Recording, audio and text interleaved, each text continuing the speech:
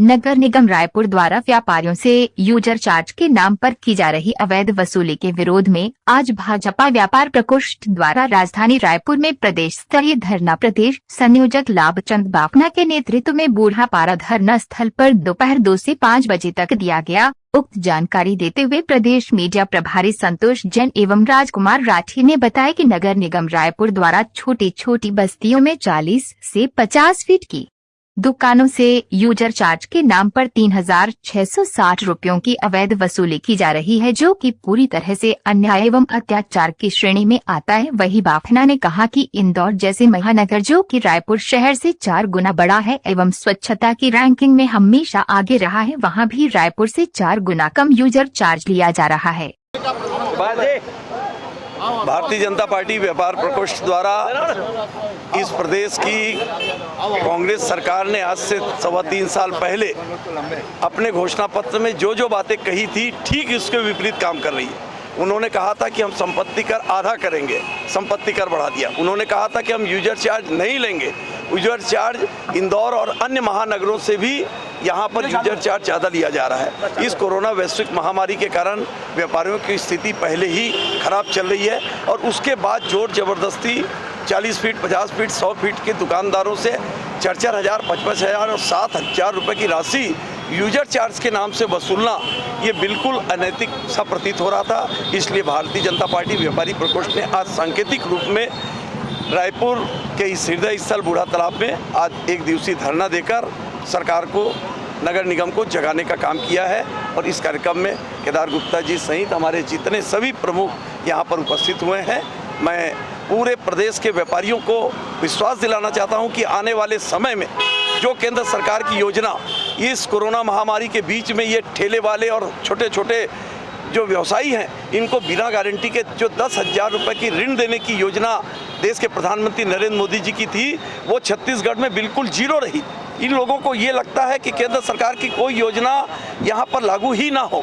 इसको अच्छे तरह से एक बुद्धिजीवी वर्ग, व्यापारी बहुत अच्छे ढंग से देख रहा है और वो वक्त का इंतजार कर रहा है कि ये देखते देखते 1.5 वर्ष बीत जाएगा और हम अब 3.25 साल होने के बाद में हम प्रदेश की सरकार को चेताना चाहते हैं कि चाहे उन्होंने अन्य जितनी मांगे की घोषणा की थी कि बेरोजगारी भत्ता हम 2,500 रुपया देंगे, महिलाओं को 500 रुपया देंगे, वृद्ध लोगों को हम 1,500 रुपया पेंशन दे देंगे, शराबबंदी कर देंगे, वैसे ही व्यापारियों के हित में उन्होंने बहुत सारे लुभावने नारे लगाए थे, मगर उन लुभावने नारों को आज बिल्कुल पलीता लग रहा है। इसलिए एक दिवसीय यहाँ पर धरना का कार्यक्रम किया गया। देखिए, भारतीय जनता पार्टी व्यापार प्रकोष्ठ के हमारे संयोजक सम्माननीय लाभचंद बाफना जी के नेतृत्व में राजधानी रायपुर में जो यूजर चार्ज लगाया गया है, आप देख रहे हैं कि इंदौर हमारे से शहर से 4 गुना बड़ा है, वहाँ पे यूजर चार्ज कम है और राजधानी रायपुर में 4 गुना यूजर चार्ज लगा है। और मुझे लगता है कि कहीं ना कहीं से जो पैसा केंद्र से आ रहा है, उसके लिए राज्य सरकार को पैसा लेने की ज़रूरत नहीं है। और उसमें भी कंडीशन है कि आप यूजर चार्ज ले रहे हैं तो आपको पहले सॉलिड वेस्ट का जो है मैनेजमेंट करना पड़ेगा, लेकिन सरकार उस काम को नहीं कर रही है। ऐसा लग रहा है कि ढेबर टैक्स जो है राजधानी रायपुर में वसूल किया जा रहा है। छोटा व्यापारी जो 40 फीट की, 50 फीट की किराना दुकान झोपड़पट्टी में खोला है, स्लम बस्ती में खोला है कि चलो आसपास के लोगों को सुविधा मिल जाए, उससे 3,660 रुपये की जो वसूली हो रही है, पूरी तरह से अवैध है। हम हमारे जो नेता है लाभचंद बाफना जी के नेतृत्व में से विरोध करते हैं। अगर ढेबर जी और उसकी जो टीम है इसको यूजर चार्ज को वापस नहीं लेगी तो 15 तारीख को जब बजट पेश होगा तो हम जाके नगर निगम में विरोध दर्ज कराएंगे।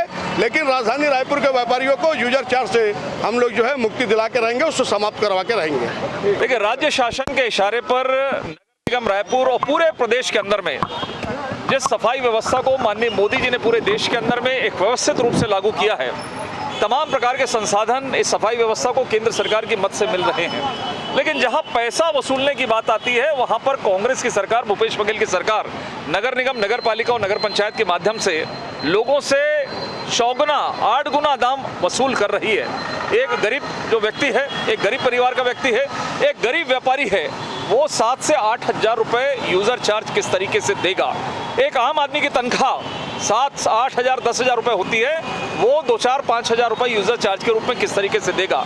मुझे ऐसा लगता है यूजर चार्ज के नाम पर एक बड़ा भ्रष्टाचार का काम नगर निगम रायपुर के साथ साथ पूरे प्रदेश के अंदर में नगरीय निकाय मंत्री इस सरकार के संरक्षण में इस तरह का काम हो रहा है। और मैं आज ये कह सकता हूँ कि यूजर चार्ज का अर्थ भूपेश बघेल ने ये समझ लिया है। जिस तरीके से जनता का यूज करके यूज करो थ्रो करो वो काम भूपेश बघेल की सरकार कर रही है। वोट बटोर कर जिस तरीके से एक दबाव बना रही है लोगों के ऊपर में, उसके विरोध में आज पूरे प्रदेश के अंदर में भारतीय जनता पार्टी ने अपना मुहिम छेड़ा है।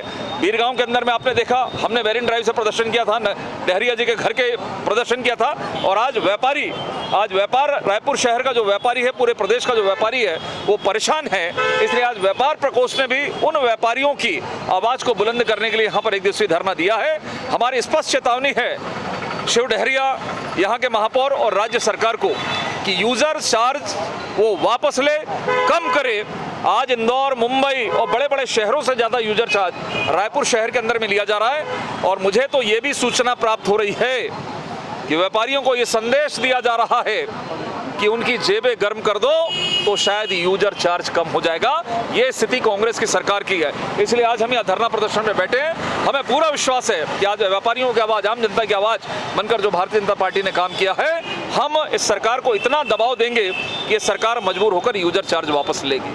भूपेश सरकार पूर्णतः असफल है और व्यापारी विरोधी है। जैसा हम सब देख रहे हैं कि प्रॉपर्टी टैक्स इन्होंने कहा था आधा करेंगे, पर इन्होंने उसको 1.5 गुना से ज़्यादा कर दिया। यूजर चार्ज उसके साथ में ले रहे हैं। अगर 100 फुट की दुकान है तो उसमें 7,000 रुपये, 5,000 रुपये यूजर चार्ज। तो निश्चित रूप से व्यापारियों को लूटने का काम हो रहा है और ये पैसे सारे भ्रष्टाचार में जा रहे हैं। 3 वर्षों में इस सरकार ने 61,000 करोड़ का कर्जा ले लिया।